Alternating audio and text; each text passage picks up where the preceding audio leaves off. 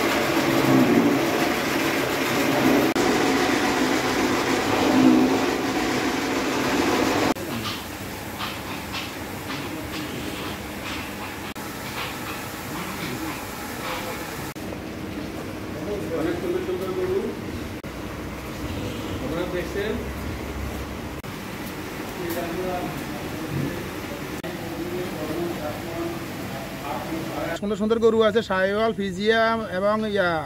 ओई षाঁড় गरु तीन जातेर गरु आछे